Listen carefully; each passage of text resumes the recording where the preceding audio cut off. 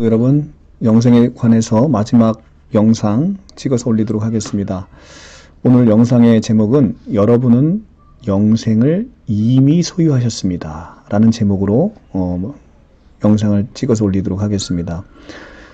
성도 여러분께서는 영생을 이미 소유하고 계시다는 사실을 알고 있습니까? 많은 우리 크리스천들이 신앙생활을 하면서도 본인에게 이미 영생이 선물되었음을 알지 못해서 영생을 얻기 위해서, 영생을 얻으려고 신앙생활 하시는 분들이 너무 많다는 사실입니다.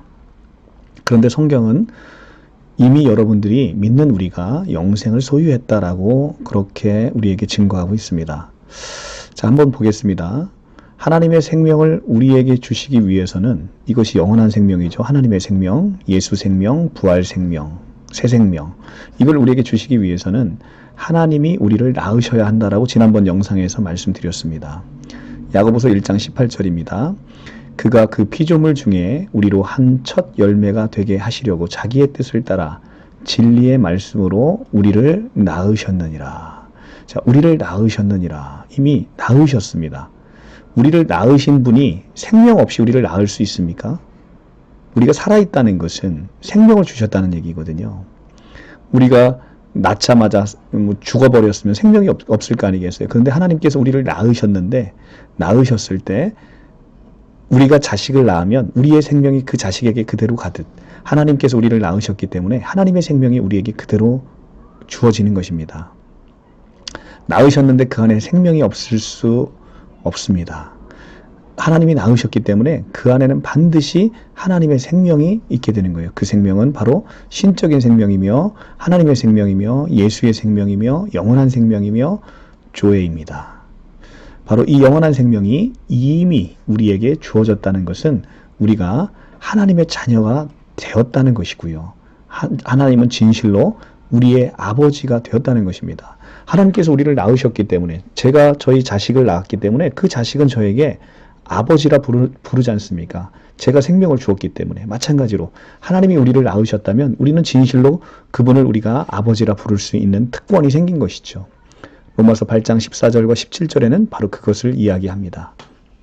무릇 하나님의 영으로 인도함을 받은 사람은 곧 하나님의 아들이라. 하나님의 아들이라. 하나님의 영으로 인도함을 받아서 우리가 새로 태어난 것이죠. 그래서 하나님의 아들이 되었습니다.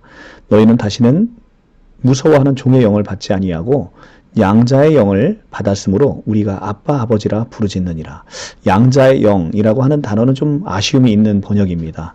우리는 진실로 양자가 아니라 하나님의 실제적인 자녀가 되었다는 것이죠. 그래서 우리는 우리를 낳으신 그분을 아빠 아버지라 부르짖을 수 있는 것이지요. 성령이 친히 우리 영과 더불어 우리가 하나님의 자녀인 것을 증언하시나니. 우리가 하나님의 자녀임을 성령께서 증언하고 계시는 것입니다. 하나님이 우리를 낳으셨다는 그 사실을 성령께서 증거하고 계시는 거예요. 자녀이면 또한 상속자, 곧 하나님의 상속자요. 자, 이제 우리는 하나님이 낳으셨으니 하나님의 자녀가 되었습니다. 그러면 그 자녀이면 우리는 당연히 하나님의 모든 것을 상속으로 받는 상속자가 되었다는 것입니다. 얼마나 위대합니까? 그러면 우리는 상속자가 된 자로서 하나님께서 가지고 계신 것이 무엇인지를 살펴보므로 우리가 받은 것이 얼마나 큰지를 아는 것이죠. 하나님은 온 우주의 만왕의 왕이십니다. 온 우주의 주인이십니다. 그러면 우리가 그분의 상속자로 세워졌다는 것은 그 우주 만물이 다 우리 것이 되었다는 거예요. 나의 것이 되었다는 것입니다. 그리고 그분은 기본 만왕의 왕이시고 이 영광과 존귀로 관을 쓰신 분이기 때문에 그 영광과 존귀도 우리에게 그대로 상속되는 것이죠. 영광과 존귀뿐만 아니라 통치와 능력과 권세와 주권과 머리 되심과 이 모든 것이 우리에게 주어졌다라고 성경은 이야기하고 있습니다. 그리스도와 함께한 상속자입니다. 그리스도는 하나님의 독생자이셨습니다. 그분께서 오셔서 우리를 자신이 받아들이고 우리를 형제로 만드셔서 우리를 모두 상속자로 세우신 것이죠. 그래서 우리가 그와 함께 영광을 받기 위해서는 지금 이 땅의 고난도 함께 받아야 될 것입니다. 그 다음 절은 너무나 또 귀한 절이죠. 그래서 지금 장차 나타날 영광은 지금 우리가 받는 고난과는 비교도 할 수 없이 너무나 위대하고 크다는 것을 이 로마서가 우리에게 보여주고 있습니다. 이처럼 우리는 정말 진실로 하나님의 자녀가 되었고 하나님의 상속자로 이미 세워졌음을, 이 영적인 세계 안에서, 영혼 안에서 우리가 이미 하나님의 자녀가 됐고 상속자로 세워졌음을 보게 되는 것이죠. 그래서 하나님의 모든 것을 우리가 상속자로 내려받게 되었음을 성경은 우리에게 선포하고 있는 것입니다. 얼마나 놀랍습니까? 할렐루야가 저절로 나오지 않습니까? 그렇습니다. 하나님께서는 진실로 예수 그리스도로 말미암아 우리를 자녀로 삼으시고 자신의 모든 것을 우리에게 주시기로 작정하셨고 이미 주셨다는 것입니다. 그래서 사도 요한은 이 영원한 생명, 예수 그리스도로 말미암아 하나님께서 우리를 낳으심으로 우리에게 주신 이 영원한 생명을 엄청 자랑하고 있습니다. 그것이 바로 요한일서 1장 1절에서 4절의 말씀. 요한일서는 온통 이 영원한 생명을 자랑하는 것으로 기록되어 있습니다. 보겠습니다. 태초부터 있는 성령의 말씀에 관하여 우리가 들은 바요, 눈으로 본 바요, 자세히 보고 우리 손으로 만진 바라. 이 태초부터 있는 생명의 말씀, 이 성령이 아니라 생명의 말씀입니다. 생명의 말씀. 네. 성경을 보면 태초부터 있는 이 생명의 말씀에 관하여는 우리가 눈으로 본 바요, 자세히 보고 우리 손으로 만진 바라. 자, 태초부터 있었던 이 생명은 지금 사도 요한이 자기가 가지고 있는 육신의 생명 푸스케와는 분명 다른 생명이죠. 그 생명은 어떤 생명입니까? 하나님의 생명입니다. 그 생명은 예수의 생명입니다. 그 생명은 조에라는 신적인 생명입니다. 그래서 이 생명이 나타나신 바 된지라. 자, 이 태초부터 있는 이 생명의 말씀에 관하여 이 생명의 말씀이 지금 우리에게 나타난 바 된지라. 이 영원한 생명을 우리가 보았고 증언하여 너희에게 전하노니 이는 아버지와 함께 계시다가 우리에게 나타나신 바 되니라. 아버지와 함께 삼일체 하나님이 가지고 있던 그 생명이 말씀이 육신이 되어 우리 가운데 오므로 우리가 그 생명을 보았고 그 생명을 이제는 손으로 만졌고 눈으로 자세히 본 바가 되었지요. 그래서 그 생명을 전하는 것입니다. 그 생명을 전하면 그 생명을 받은 자가 이제는 또 우리의 형제자매가 돼서 하나님의 그 상속자로 세워지는 것이죠. 우리가 보고 들은 바를 너희에게 전함은 너희도 우리와 사귐이 있게 하려 함이니 우리의 사귐은 아버지와 그의 아들 예수 그리스도와 더불어 누림이라. 그렇습니다. 이제는 우리가 보고 들은 바를 너희에게 전하는 이유는 뭐냐면 같은 생명이 있는 자끼리만 사귈 수 있기 때문에 그렇습니다. 우리가 하나님의 생명을 받았기 때문에 우리는 이제 하나님과 교통할 수 있고 하나님과 사귈 수 있고 하나님과 가까워질 수 있는 거예요. 영이 다르고 생명이 다르면 그 생명이 다른 자와는 사귐을 할 수 없는 것이죠. 그래서 우리가 이것을 전하는 것은 그들이 하나님과 예수 그리스도와 더불어 함께 생명을 나누고 사귐을 나누기 위해서 그 생명을 전하는 것입니다. 그래서 우리가 이것을 쓰면 우리의 기쁨이 충만하게 하려 함이라. 자, 예수 그리스도의 이 놀라운 하나님의 신적인 생명을 경험한 사도 요한은 이 생명을 지금 엄청 자랑하고 있음을 우리가 볼 수 있습니다. 그래서 사도 요한은 그럼에도 불구하고 많은 예수 믿는 성도님들이 예수를 믿으면서도 이 영원한 생명이 이미 우리가 소유하고 있다는 사실을 알지 못하는 것에 무지무지 답답한 심정과 안타까운 마음을 가지고 있습니다. 그래서 성도가 영원한 생명을 이미 소유하고 있음을 알려주기 위해서 이 요한일서를 썼다라고 요한일서 5장 11절에서 13절에서 이렇게 이야기를 하고 있습니다.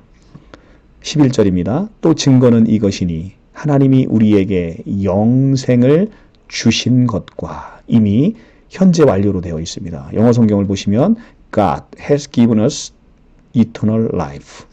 God has given us, has given, 현재 완료이죠. 이미 주어졌다는 거예요. 하나님이 우리에게 영생을 주신 것과, 한글 성경에도 보면 이미 현재 완료로 되어 있죠. 이미 주신 것과, 이미 주셨다는 거죠. 우리가 무엇인가를 열심히 해야만 비로소 나중에 얻게 되는 게 아니라 이미 하나님이 우리에게 영생을 주신 것과 이 생명이 그 아들 안에 있는 그것이라.